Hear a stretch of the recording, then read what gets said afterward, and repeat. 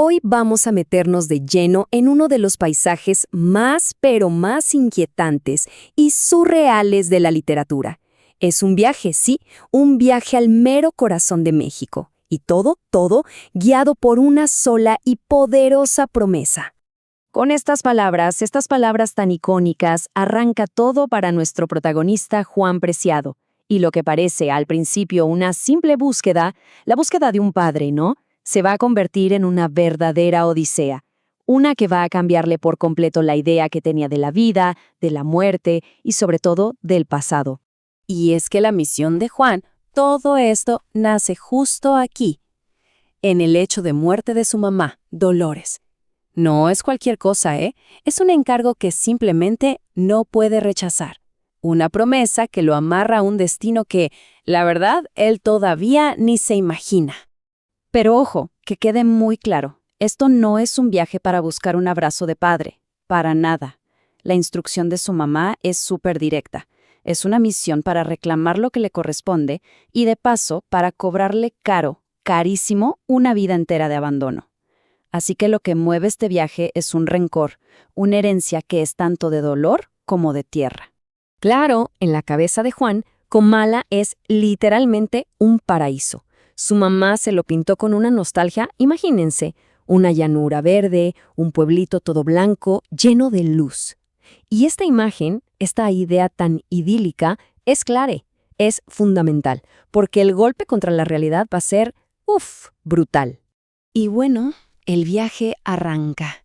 Y es justo ahí, en el camino, donde ese recuerdo tan dulce de su madre empieza a chocar, y a chocar fuerte, con una realidad que es áspera, desoladora. Digamos que ese paraíso que le prometieron, pues ya empieza a mostrar sus primeras grietas. El contraste es es inmediato. De un lado tenemos la visión casi poética de Dolores, ¿no? Y del otro, la advertencia pero brutal de un arriero que se topa en el camino, un tal Abundio. Son, pues, dos versiones de un mismo lugar. Una es puro recuerdo, y la otra suena más bien a una premonición. Y aquí viene la primera gran sorpresa del viaje. Resulta que Juan no es el único. ¡Para nada! La sombra de Pedro Páramo es larguísima y su legado, está regado por toda esta tierra seca. De repente, la historia se acaba de complicar, y mucho. Entonces, después de escuchar esto, de enterarse que no es el único hijo, Juan por fin hace la pregunta. La pregunta que es el motivo de todo el viaje, la que lo trajo hasta este punto. Y la respuesta del arriero es un mazazo, así, directo. Pedro Páramo murió hace muchos años. Con esa simple frase, toda la base de su búsqueda, ¡pum!, se viene abajo. El hombre que vino a buscar ya no está. Su misión se hace pedazos antes de siquiera haber llegado al pueblo. Pero, a pesar de la noticia, Juan sigue. Y su llegada a Comala, no llega a un pueblo, llega a un vacío. A un lugar donde el silencio es pero tan profundo que casi se puede escuchar. Cada paso que da parece retumbar en la nada más absoluta. Lo que ve no tiene nada, pero nada que ver con el pueblo lleno de vida que le contaba su mamá. Es un esqueleto, un cascarón abandonado. La desolación es total. Y aquí es donde empiezan a aparecer las primeras señales de que algo no anda bien, algo sobrenatural. Como esa mujer que de repente aparece y se esfuma. Y es ahí cuando Juan conoce a la primera, y lo digo entre comillas, habitante real. El encuentro es cualquier cosa menos normal. Se llama Eduviges Diada, y no solo parece que lo conoce, sino que asegura que ya lo estaban esperando. Pero, a ver, la afirmación es imposible. ¿Cómo? ¿Cómo es que su madre le pudo haber avisado? Esto no tiene ninguna lógica. Y es la primera gran señal de que en Comala las reglas del mundo de los vivos simplemente ya no funcionan. Y la respuesta de Juan lo confirma todo, confirma lo imposible. Su mamá lleva 7 días muerta. Así que la comunicación entre vivos y muertos en Comala no es una metáfora, es un hecho. Este pueblo está como suspendido en otra realidad. Entonces, aunque Pedro Páramo esté muerto y enterrado, su presencia, su fantasma, por así decirlo, lo llena todo. Y a partir de este punto, la historia empieza a armar el rompecabezas de quién era este hombre, pero lo hace con los pedacitos, con los susurros que le cuentan los propios muertos. Entonces, ¿quién era Pedro Páramo? Pues miren, no era solo un nombre, era más como una fuerza de la naturaleza.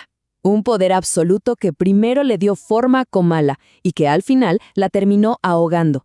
Dejó solo el eco de su tiranía. Y su método, su método era una estrategia sin piedad, un ascenso calculado, brutal.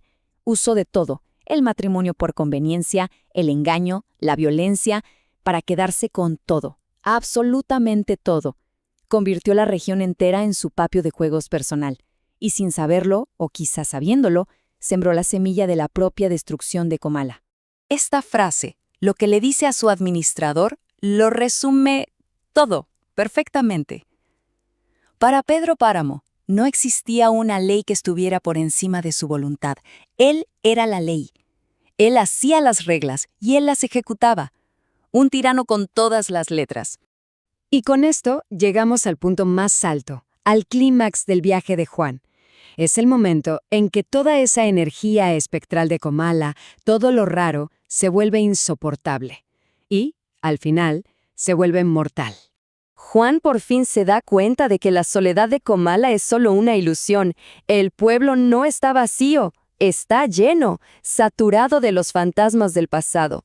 Pero no fantasmas que se ven, no, son sonidos, son murmullos, voces que se cuelan por las paredes, por las grietas y que van carcomiendo la realidad.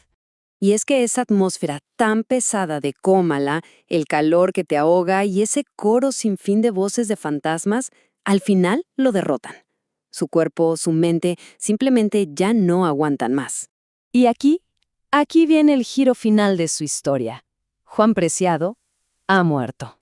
Así es, el narrador que nos trajo hasta acá ahora es uno más de esos fantasmas. Su búsqueda no terminó encontrando a su padre, no. Terminó cuando Comala se lo tragó, convirtiéndolo en un eco más en las tierras que alguna vez fueron de Pedro Páramo. La historia de Juan, su viaje, termina con esta imagen que es a la vez íntima y, la verdad, bastante macabra. Su final no es solo la muerte, sino una compañía muy extraña. Termina compartiendo la tumba con otra alma perdida de Comala, como si se cerrara un ciclo de soledad y de abandono. Al final, la obra de Rulfo nos deja pensando. Nos obliga a cuestionarlo todo, ¿no? En un pueblo donde los muertos hablan y los vivos mueren por culpa de murmullos, ¿cuál es la verdadera diferencia entre estar vivo y ser un recuerdo? Es una pregunta, una pregunta inquietante que se queda con nosotros mucho, mucho tiempo después de cerrar el libro.